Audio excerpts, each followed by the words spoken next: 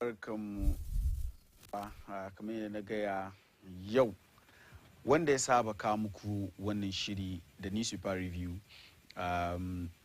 ba shi nan da mu mun san Amir Mukhtar karshen mako jiya kenan ya join the table maza ya tie the knot jiya all of us were there to witness that beautiful occasion where the host of this morning show, Tsarin Safiya.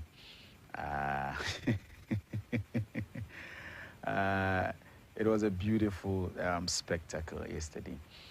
Sabida haka yana hutu da muka san ana kira honeymoon. I wish I can turn back the ends of time. So yo be yanzu ya kasance da mukan wannan shiri sabida haka na mai grouping shi ya enjoy enjoy kakra or enjoy no ya no abeto ani juma so newspaper review da mu fara ni da daily graphic newspaper, but before that I want to remind you, our listeners, right now this show is live on Facebook. All that I want you to do, if you have a Facebook account, just go and log in, like, share. That is what I want you to do. You like it, you share it. We are live on Facebook. Of course, kaya kumaka sami mukan Twitter, Instagram, kuma YouTube. Muna stream program ga live on all these platforms. That mufara need the newspaper with review with the daily graphic newspaper, actually daily graphic newspaper. In the gahutung shugaban kasa Nana Addo Dankwa Akufo-Addo making away government increases cocoa prices. Bag up from 800 Ghana cedis to 1,308 cedis. Tone now 20,943,000 cedis from 12,800 Ghana cedis. Government we abar manoman koko duk baki da su ji kaman shi ya kara kudin koko. Koko in ka je Kumasi manyan gidajen da ke cikin Kumasi kaje ya sunan shi Akutiya Lai manyan yanzu mu yan zamani gaba mu yi wannan gini kudin koko kenan kwanan ga mun san yanda dollar ya hau ya buga sidi ya ban sidi ya lalace inji gwamnati wai a ga manoman koko wai masalan ku da kuke huskanta sabida ku inda idan kuka harvest koko inku ake sen kokonkun yana da karancin ji gwamnati wai a gaya muku wai an kara kudin from 800 Ghana cedis sohon kudi 8 million cedis zuwa 1,308 cedis sabon kudi 1,308 cedis sohon kudi 30 million. Koko kuyafo mati edene mati nene. The other stories: explosion rocks Shama, 4 dead, managing director, others missing. When it comes to mining kenan, sabon labari karshen mako da ya gabata ba mu ji labari mai dadi ba from Shama inda wani explosion ya afku har aka yi rashin mutane hudu. Yanzu wai ana bidan managing director ma ba gane shi ba. Mun san in the western region no kwanakin bayan nan daga Piate bomb blast ga wani ya faru mutun da dama suka mutu gari su kutun ya lalace saboda wani har wayo ma gwamnati alkawali da yima mutane wurin kaman da gina musu sabon gida ba gina an kare ba gashi sabo kuma ya afku inda nan mutane hudu suka mutu. Mun ji regional minister ya fito ya zo yayin maganganu yayi kuwa which you and I know in Kusiaga. Domin na Piate da ya faru da an dauki wani mataki kai da wan ma bai afku ba. To lokaci ya kai a ce ana jan kunni irin mutane haka. lokaci ya kai a ce in abu ya faru haka sha a zamna aka karbi wasu kudade wurin su sha a bar su ba aiki da regulations. Explosion again, Shama, 4 dead, managing director missing. Why? Because we are in a country where the laws don't work. A country like an animal farm. Udie nima. Ye maubi. Ghana pumps JSC first oil will boost revenue economy. Kani Labare na Chicken page 16. Stop operating unapproved campuses by September 30, according to GTEC. It is warning one gargadine akiba jami'ai da dama kaman kai da kasan kana da campus ba bisa ka'ida ba approved ba. Bar aiki yanzu ga je ka nemi approval kunan ka fara aiki. Kan labarai na cikin page 20 na the Daily Graphic newspaper. Let's move to the next newspaper. It is the Daily Guide newspaper, where of course Dr. Baumia da matan shi Samira Baumia ga ta cikin mayafinta bayan mijinta ya say we behind every successful man is a woman. Samira Baumia. Inji Baumia we aga amajo mama. Showdown na Kenya Japan ko kekan. Ozi onu showdown waje. Waje sa showdown. Or the mama hama. I will give Mahama showdown according to Baumia. Kan labarai na cikin page 3 cikin ɗaya daga cikin wayanda suke son su sai a takara domin a ba su dama na rika tuta na jam'iyyar MPP. Ji shi wai idan Allah ya yarda in ya samu wannan dama shi showdown ya fensa Kenya Japan on your showdown when the party showdown or ba ko cire Mahama. That's Baumia for you. Akufo-Addo opens ECOWAS Parliament. Ga hotuna the key figures in our parliament, where you have Afenyo Makinsi and so on and so forth. Kan labare na chicken page 3 na the Daily Guide newspaper. Then of course a Daily Guide is also reporting the explosion which killed 4 people in Shama district. Front page in she with a picture over there showing us the level of destruction over there at Shama. She's a query citing that one explosion ya afku mutani hudu suka mutu. Shikuma Daily Guide soon raway to. We farmers jubilate over 1,308 cocoa price. We manoman cocoa suna murna. Suna murna wani irin murna wannan mataki da shugaban kasa ya dauki aka kara kudin su from 8 million to 30 million. So kudi from 800 cedis to 30,308 cedis. Shi sa manoma suna jin dadi. Wannan zance mun san shugaban kasa ya je ya sanar cikin karshen mako kenan. Abu Zain receives double doctorate award. Abu Zain hoton shi kenan muke kallo inda aka bashi doctorate awards lamban yabo na doctorate biyu kenan. Kan labarai na cikin page 6 na the Daily Guide newspaper. Let's take the Herald. Ga hoton babban police Dr. George Akufu Dampare. Mun sa ana tattaunawa daga parliament, ana cikin bincike shi wannan tape din da ya fito ake zargin cewa kaman an yi wasu zatuttuka kai da ke da national security implications. Parliament sun dauki wannan tape, an gayyaci mutum da dama da aka ambaci sunansu cikin tape, ana tattaunawa da su dangane da investigations da ake domin a gan idon magana.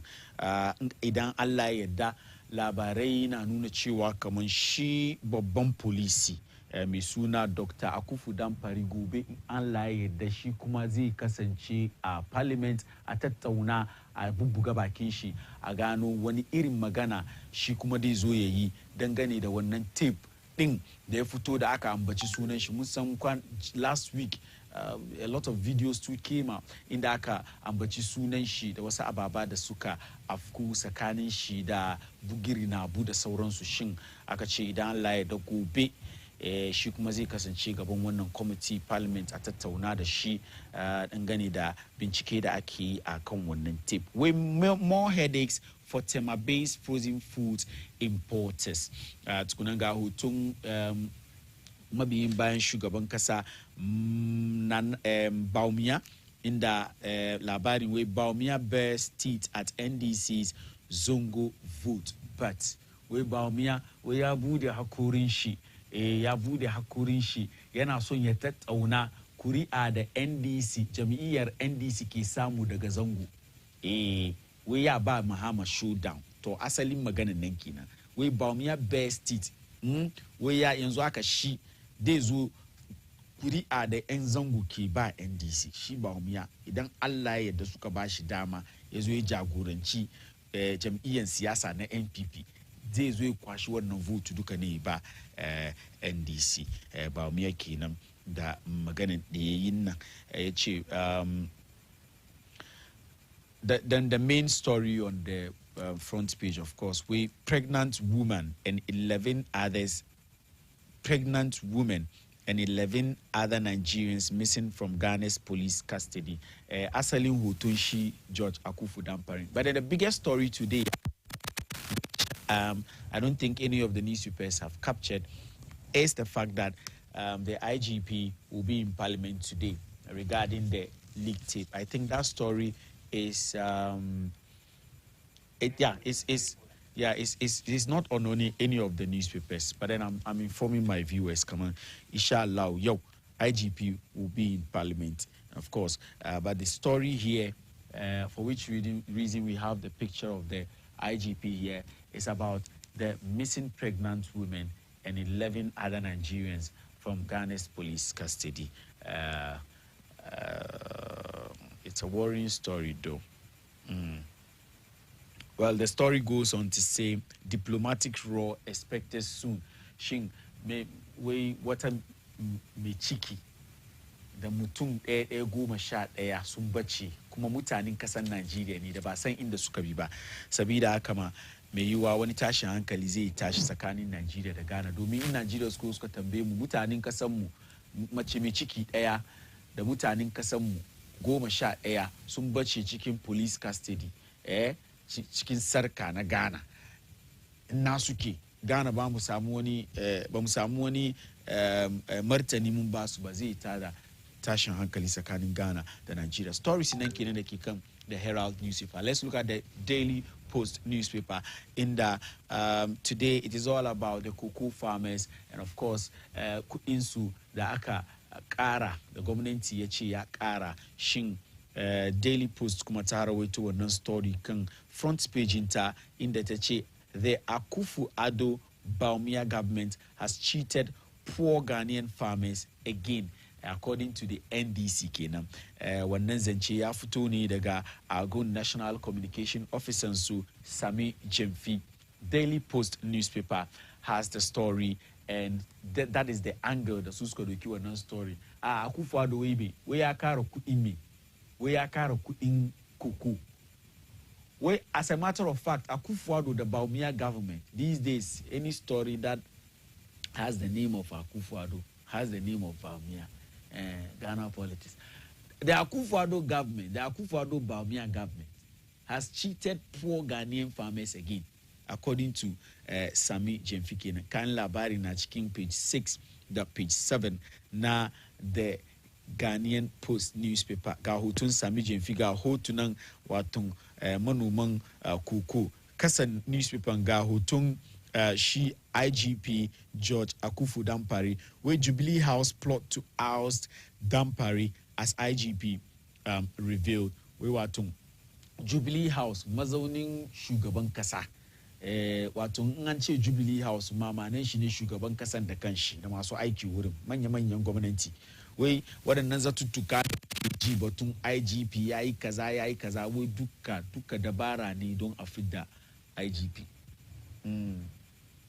duka dabara ne don a fidda damfare duka dabara ne wey claims Akufo-Addo turn on valve for first oil from Jubilee South East project false inji ama bua kenan mun san wasu labarai da ke aka da ya fito karshen mako cewa kaman Jubilee South East ya sunan shi valve din da shugaban kasa ake cewa shugaban kasa ya je bude oil dai da Ghana muke bukata da shi da muka ji cewa kaman oil da muke samu wani ya zo ya karu sabida wannan project din shin ama buwa ya fito ya ce ƙarya ne Akufo-Addo bai san da zaman projectin ba to idan an ce ma Akufo-Addo bai san da zama ba na Mahama kenan ko to the Ghanaian Times newspaper finally we duba the Ghanaian Times newspaper in the she story da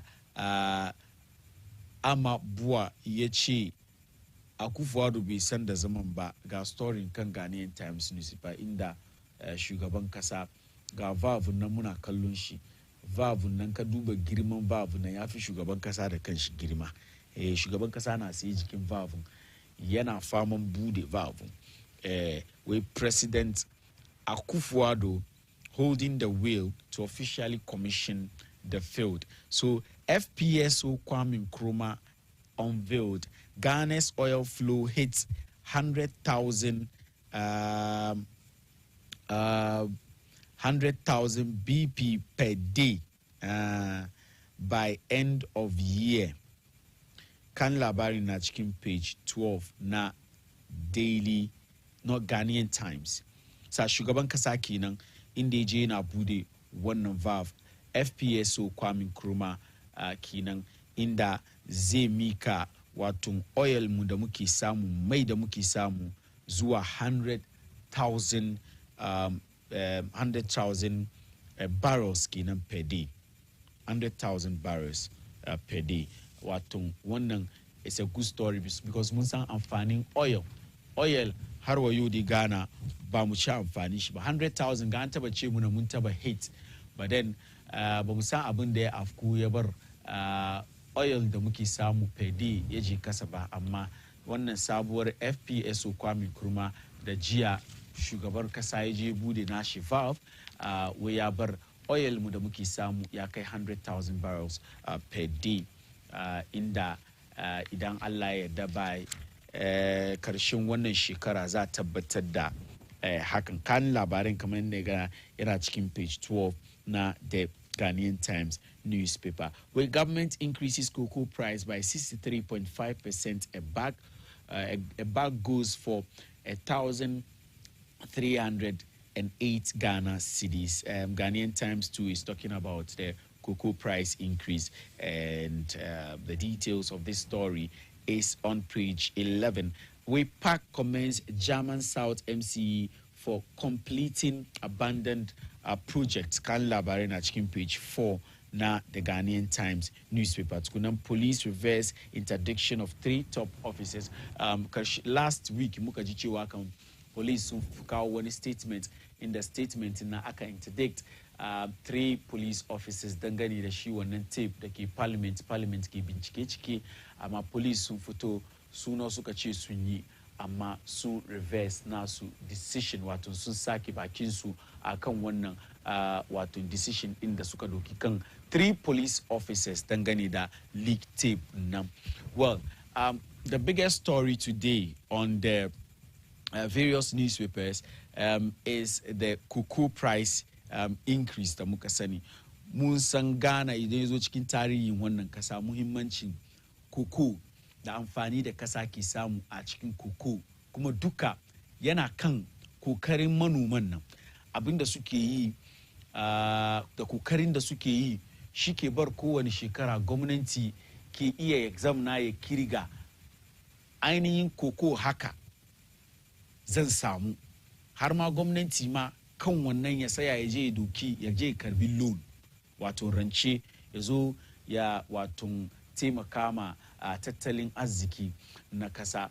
Kai ke duban mu kuna gida kuna kallon wannan shiri kamar yadda na gaya muna kan Facebook muna kan Twitter kun ya ku send in your comments kan waɗannan labarai da dama da an ka wallafo a kan jaridu ko kuma ku tofa albarkacin bakin ku. Shin gwamnati wai ya increase cocoa price from 800 Ghana cedis zuwa 1,300 Ghana cedis, wato kowane bag daya na koko haka gwamnati da ana sayar da shi 8 million tsohon kudi, yanzu gwamnati wai ya kara kudi zuwa 13 million wato 1,308 Ghana cedis. Kai da kake gida wannan mataki da gwamnati ya dauki wurinka mataki ne mai kyau da zai improve life, wato da zai kawo ci gaba cikin rayuwa na farmers wato manoma na koko, ko kuwa kuna ganin cewa kamar sabida ya saura shekara daya a je a yi election, we are entering into the political season, so the government is trying to do all abin da zai yi duka ya bar mutanen Ghana su gan cewa kamar matsala da kalubali da muka huskanci da manoman koko masu ka samu nasu. Yanzu dai things are getting better da wannan mataki da gwamnati ya kai ka tofa albarkacin bakinka kan wannan zance kan namu wato dandali na sada zumunci Facebook, because this program is streaming live on 8. And of course shi batun FPSO da Amabuwa ya fito ya ce kai Akufo-Addo kaje kana bude abin da cewa kaman Ghana oil da muke samu da za mu ci amfanin shi yanzu ya kai 100,000. kai mai kasa ciki mai kai ciki, kai baka san da zaman shi ba shi sa kai shirun kawai ka bar waɗanda su suka fara abin. Mun san cewa kamar John Dramani Mahama played a very crucial or an integral role in that particular field, da yau ya bar oil da Ghana za mu samu zai hau sama ya kai 100,000 barrels. Mun san kamar duniya baki daya akwai kasashe manya-manya da suke da oil kuma suke cin amfani shi. Ghana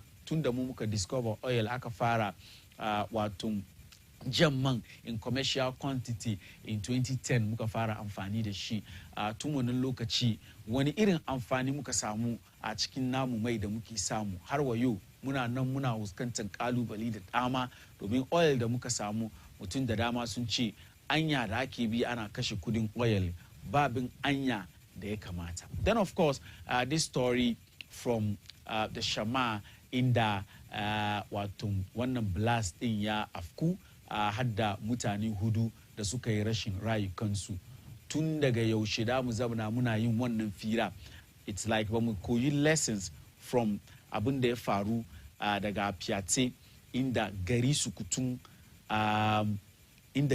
gari sukutun ya lalace ya bata sabida that transport explosive from one place to the other to a mining site inda asarin lori ya je afku a kan anya ya cause wannan blast, mutum da dama suka yi rashin rayukansu gari sukutun. Mun san gwamnati ya sa kudi cikin wurin ana son a redevelop garin nan har wayo ana cikin mutanen wurin sun displace ba su da wurin kwana. Mun san labari mummunan labari da muke ji from wurin kalubali da wannan situation ya kama mutane. Inda kake kana kallon mu duka za ka tofa albarkacin bakinka kan waɗannan zatuttuka da muka kawo muku da ke kan newspapers. Idan Allah ya yarda za ka je kan Facebook ka je ka like ka share ka kuma comment. In Allah ya yarda in sakonku ya shigo mu read muku naku sako. But the point here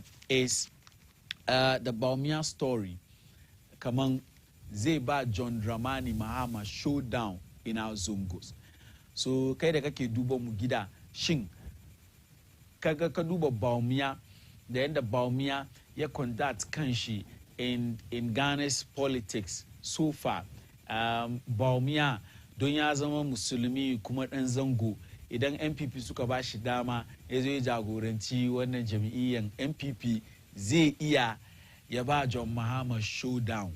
Zangwanen mu ne, domin mun san muhimmancin zango idan ya zo cikin siyasa ma kungiyar wa koko jam'iyyar NDC domin NDC na ce suna wai voter region ne stronghold su bari ka kididdiga numbers da kuri'a da mutanen zango ke gefa ma NDC na sama NDC cibiyar NDC shine zango cibiyar NDC shine zango shin ku supporters in NDC da kuke kallon wannan shiri inji Dr. Mahmudu Bamawai a gaya muku kaman shi dama da yake son MPP su ba su ya zo ya jagoranci MPP duka yana yi ne domin ya zo ya bata ma NDC lamari cikin zangwaninmu domin wai a matsayin shi as the vice president of Ghana and of course a Muslim from the north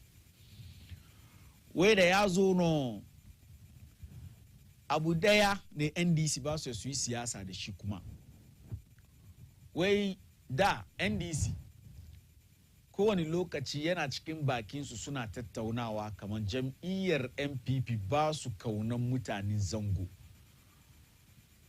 wani irin kauna ne ba su kaunan mutanen zango wai a'a wai jam'iyyar MPP ba za su bar wani mutumin zango ko musulmi ya zo ya jagoranci jam'iyyar ba a matsayin mai rika musu tuta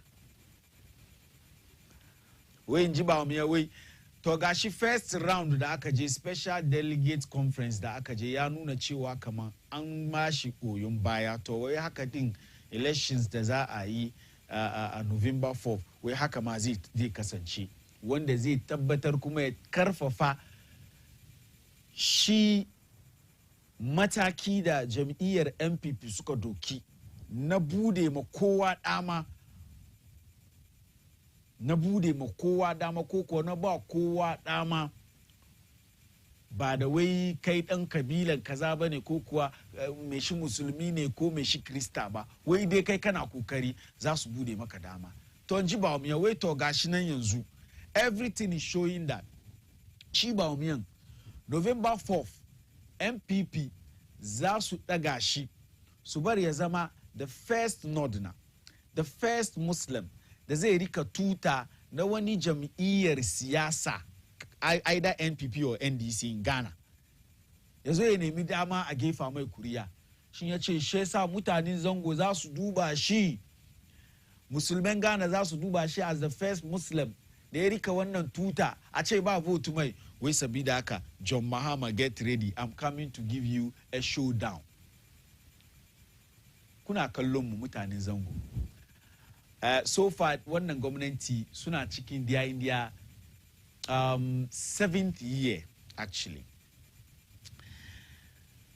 akwai ababa da za ku iya ku nuna cikin zangwaninmu cewa kamar shi Dr. Mahamudu Bawumia a matsayin shi as vice president kuma musulmi yayyaye muna cikin zangwaninmu muna da irin ababa haka da za mu nuna da annunmu mu ce a'a da Bawumia zo ya zama vice president matsayin shi as vice president ga ababa da ya kawo muna zango kuma muka ci amfanin shi kuma ya daukaka mu kuma ya kawo muna ci gaba cikin rayuwarmu ko dai showdown na siyasa ne kawai mun yi mu tambaye juna wannan question ko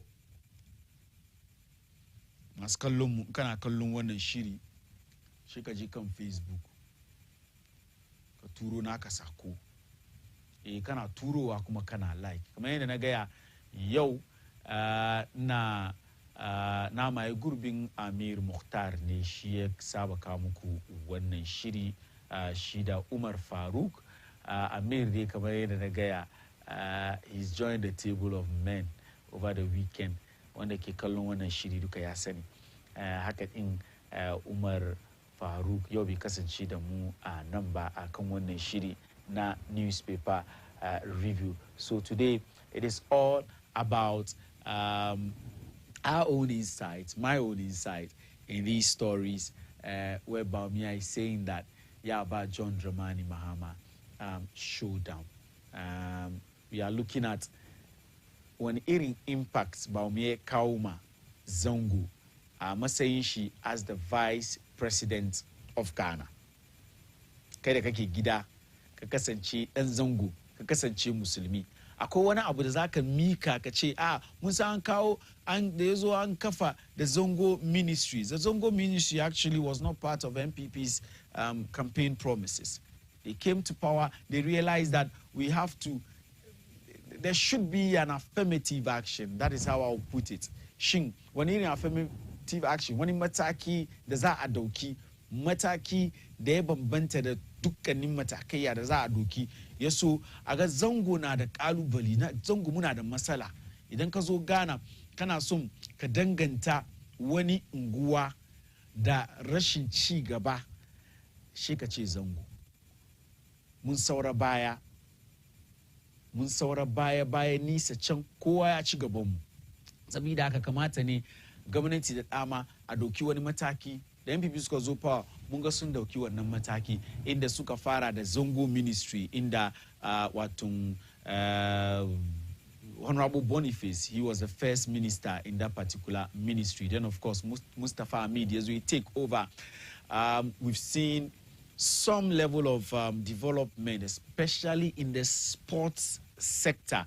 Mungang anangi gina astroturfs the dama in our Zongo communities. Yes, of course. Bakeka kache sports be da amfani cikin zangwanemu. Yau ka duba Black Stars of Ghana, Muhammad Kudus da sauransu da suka zamo yaran zango kuma musulmai da kasa ke cin amfani su sabida baiwa da Allah ya ba su na wasan kollo. You need such facilities in our zongos to be able to develop sports.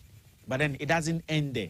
Wannan kawai ya kamaci mu gani ana yi da za mu ce zango mun ci amfanin vice president da ya kasance musulmi kuma yake son a ce ma shi ɗan zango ne, domin Ghana ka ce musulmi na ana duba kamar mai shi ɗan zango ne kuma nordina da zai kai a ce idan Bawumia NPP suka ba shi dama ya zo ya sai a takara zai ba Mahama showdown a cikin zangwanin, domin mutanen zango kuma sun ce maka su kaunansu da soyayyansu da suke da shi ma jam'iyyar siyasa na NDC ba banza ba ne.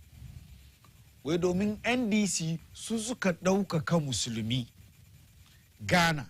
Wai ka shigo cikin tarihi na siyasa kasan Ghana, babu wani jam'iyyar siyasa da ya ɗaukaka musulmai, ya ba musulmai dama na cuɗanya da mutanen ƙasa na Ghana da ya kai jam'iyyar siyasa na NDC.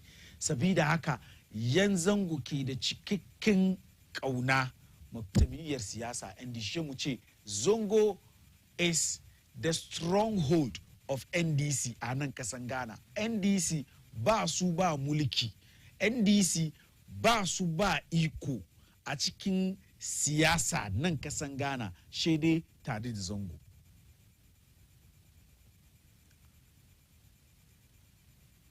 So the narrative that there is no way that the new patriotic party are going to elect or select a Muslim and a Northerner to lead them.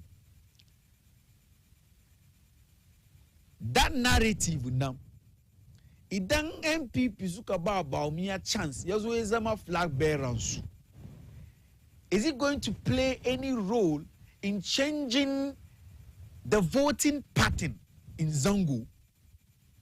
That's the question. If it is, then the showdown Bawumia is talking about, we can actually sit and talk about it and discuss it. But then, is it the case that mutane Zango ba abin da MPP za su yi ya bar su sake hankalin su, domin in ya zo wurin NDC dai, the people of Zongo are conservative. They won't change. Because sakani su da NDC a pambi da omuntem esan isen ya Zongo fo ewu NDC nti Bawumia owe enchine botoma enya dia Zongo fo best sound madwene ato abama MPP. Is it about the MPP or it is about the candidate? So we'll take you back to the 60s, where the Citizen Compliant order came, and a lot of people were asked to go home. A lot of people left Ghana. Asalin rashin kaunan mutanen zango ma kungiyar siyasa wato jam'iyyar siyasa na NPP inda ya fito kenan. We Rafani Akufo-Addo ne buziya lokacin shi aka yi wannan abu. Aka kori mutane, wasu sun zamna nan Ghana suka yi dukiyoyinsu, aka karbi dukiyoyinsu annunsu, aka kore su, wai su koma kasansu. Ya bar mutum da dama zango, idan ka je ka tambaye shi dan wana dan zango don me yasa baka kaunan NDC ya ce ma MPP ya ce ma waranga ya ba su son mu, waranga ba su son mu. Inda ma ya bar mutane suka wannan perception ya karfafa shine bayan da tsohon shugaban kasa John Ajekun Kufuor ya kare nashi mulki.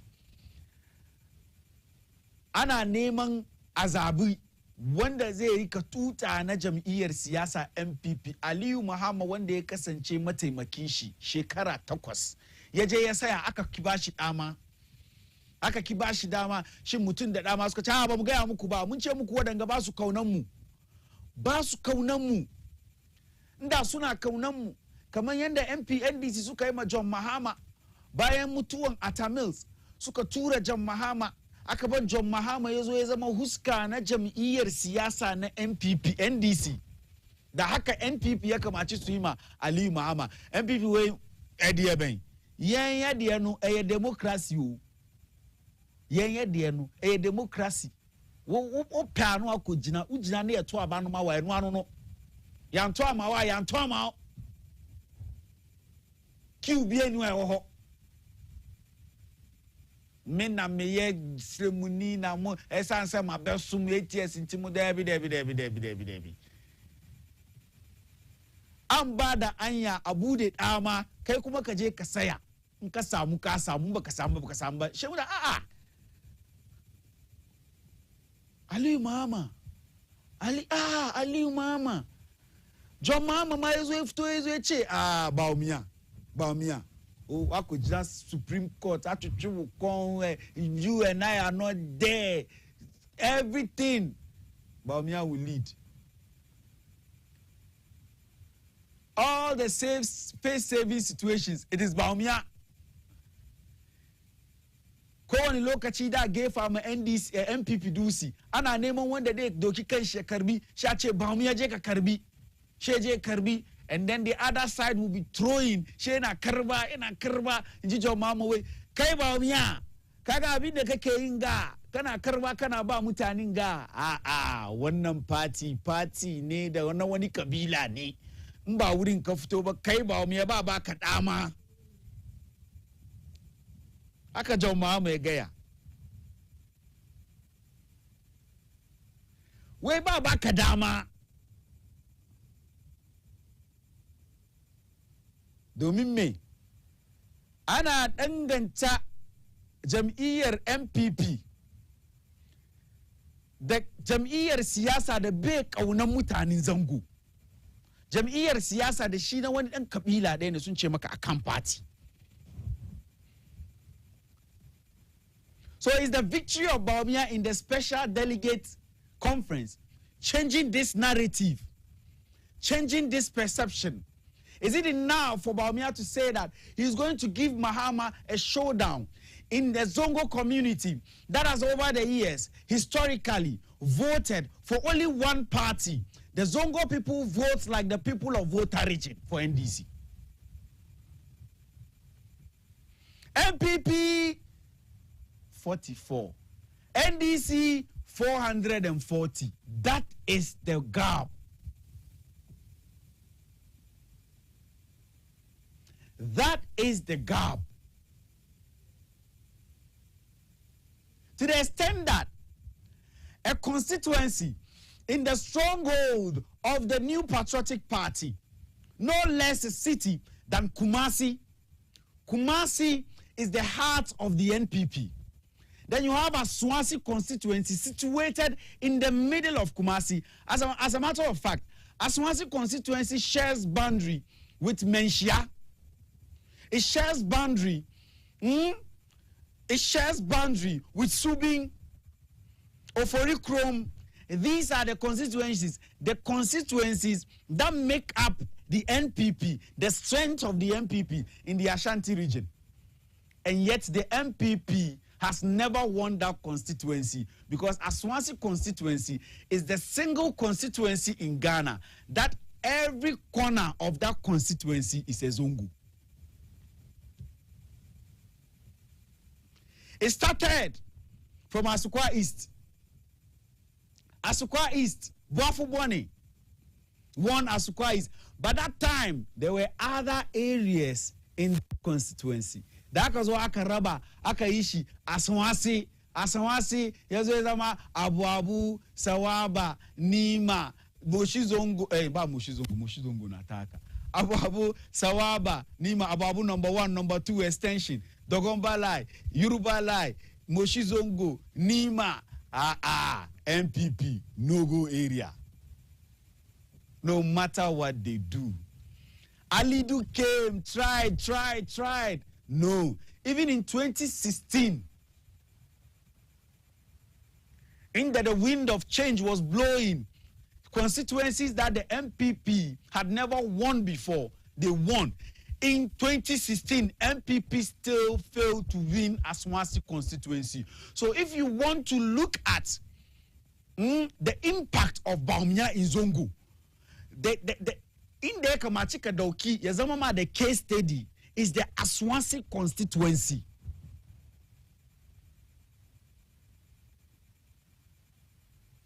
Oh, we can say that. Well, some are saying everything has been skewed in favor of Bawumia. Bawumia is going to win it. Bawumia is going to win it. But the fact still remains that between the NDC and the people of Zongo, Apambiwo, Akwewani Alkawali, Alberekaching Maragai, Flight Lieutenant Derridon Rawlings.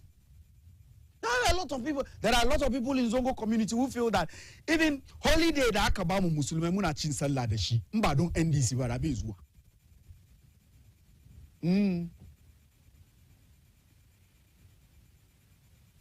Mba don NDC ba da musulmai inde mun ci sallah weekdays. Shede mu ci shi haka nan. Ba holiday. You can credit them for that. I remember when we were young in Kumasi, Abu Abu was turned into an elite community because of yanda akai anyoyi cikin Abu duka a jagorancin Flight Lieutenant Jerry John Rawlings. And I know other Zongos like Nima and so on and so forth have also had their shares.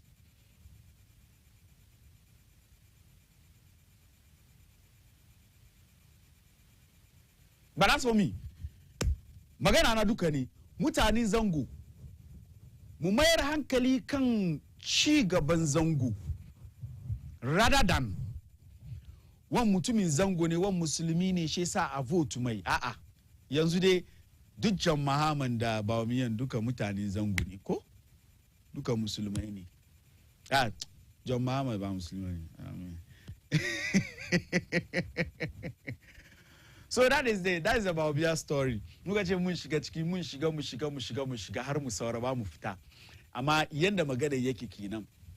The National Democratic Congress, I mean, it's not a small element when it comes to Zongo politics. So Bawumia, nde ya ce showdown dai ba Mahama cikin Zango ne. Ya kamace ya daure nashi gamsi da kyau don ba karamin aiki bane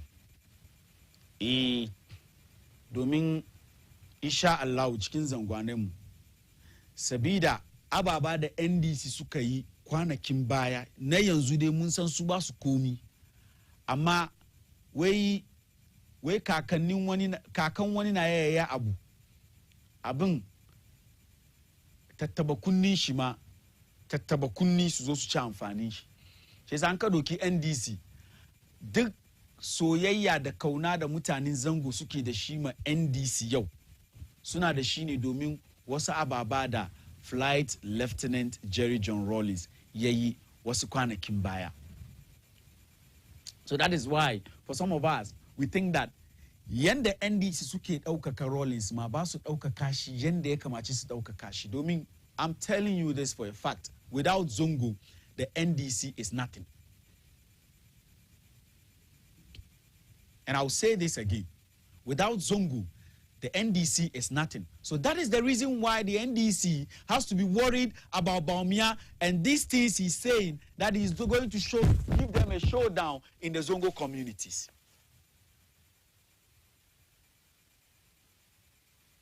Yeah, because he gave them a showdown in the north.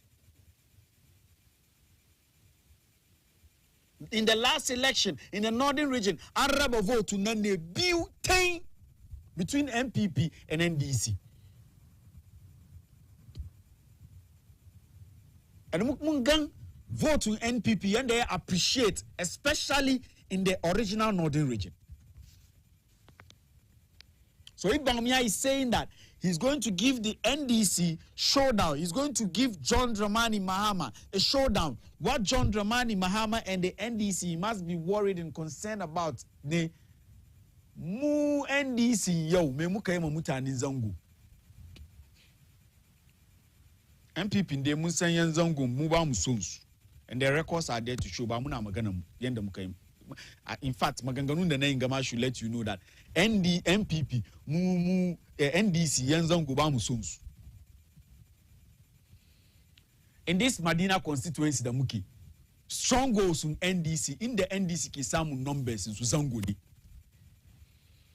In ka doki zango bibi, ka doki zango wurin babban sarki, wurin NDC ke samun votes su. In ka shiga Adenta, zangon Adenta, wurin NDC ke samun votes su. J Ayawasu East. Zango NDC ke samu vote so. And the reason why Ashaman, for instance, is difficult for MPP to win is because of the number of Zongos in Ashaman. Ayawasu East. The reason why MPP versus win is because of the number of Zongos in that particular constituency.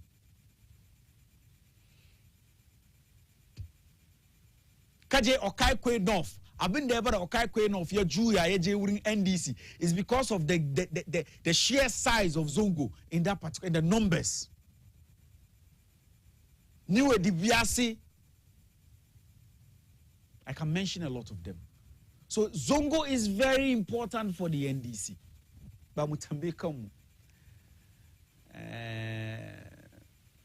Apart from the few things we can mention, look at Flight Lieutenant Jerry John Rawlings star, NDC suka yi suka ba mutane zango. Me suka yi suka ba mu.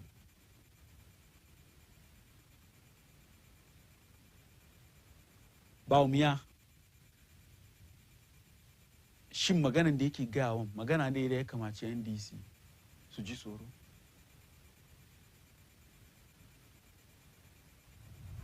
Well, masu kallon mu kamar yadda na gaya, newspaper review nan kenan muke yi.